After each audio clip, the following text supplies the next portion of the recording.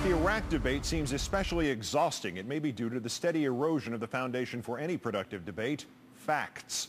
Our fourth story in the countdown tonight, the persistent lie of a pre-existing link between Iraq and al-Qaeda.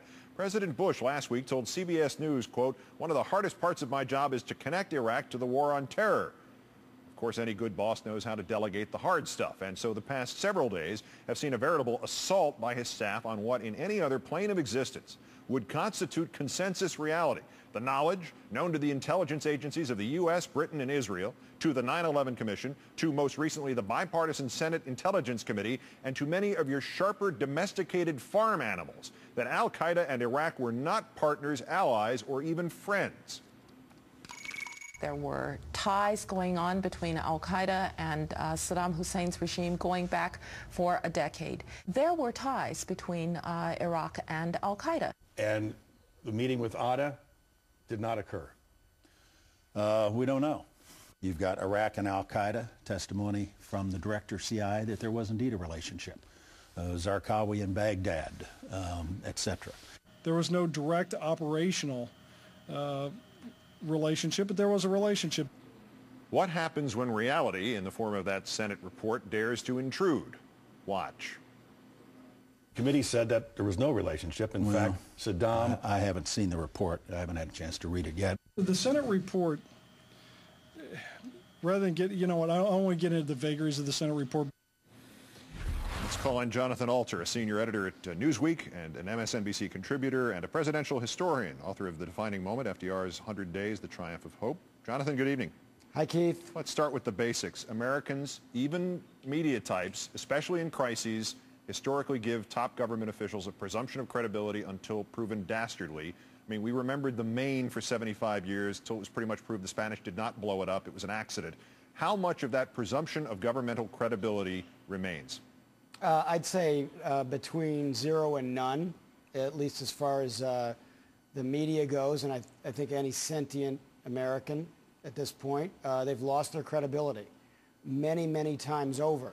Does that mean they've lost the argument? No, because as you've been indicating, facts often don't determine the resolution of the argument. So they could end up winning in November by distorting the argument, but on credibility on the facts, they've lost. They remind me of a politician who's caught in bed with a prostitute, and his wife comes in and sees him, and he looks up and says to her, "Who do you believe, me or your cheating eyes?"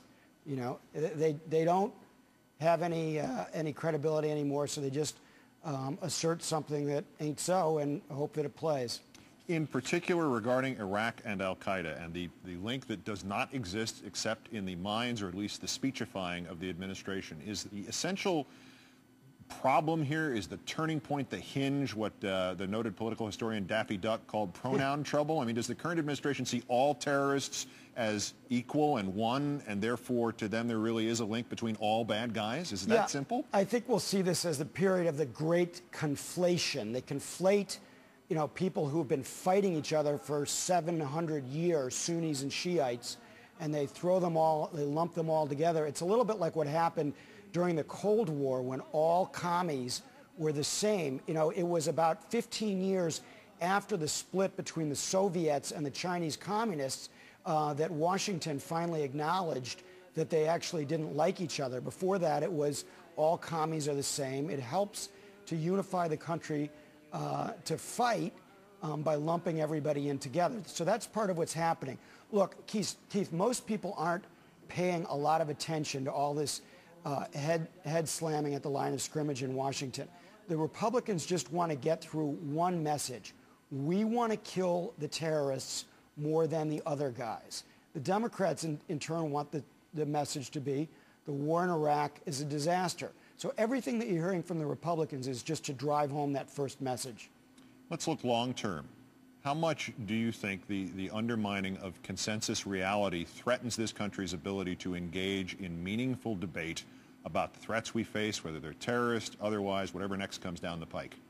It's a tremendous problem, because if you move from an evidence-based foreign policy or domestic policy to what you could call a faith-based policy, which takes you out of the realm of facts, out of the realm of rational policymaking that's gone on in both Democratic and Republican administrations for many, many years, you're into a whole different place. You know, the author Ron Suskind heard about 3 years ago from an official in the Bush White House, hey, you guys aren't relevant anymore. You're in what he called the reality-based community.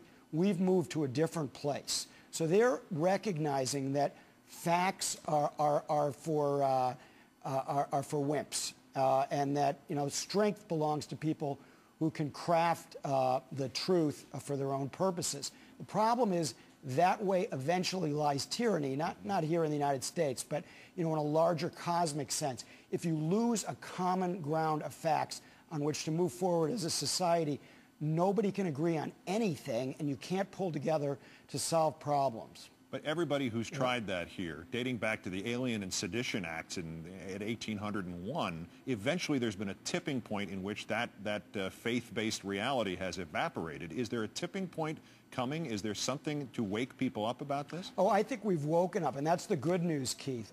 You know, you have a president who is at historically low levels of popularity.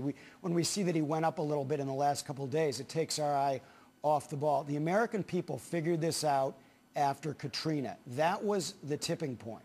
So he will be seen as incompetent no matter what he says, no matter what kind of arguments he makes, and even if the Democrats hold on to Congress. I agree with you on the timing of that. It just like all tipping points, it may not be measured immediately. Jonathan Alter, Newsweek and MSNBC, as always, sir, great thanks for your time. Thanks a lot, Keith.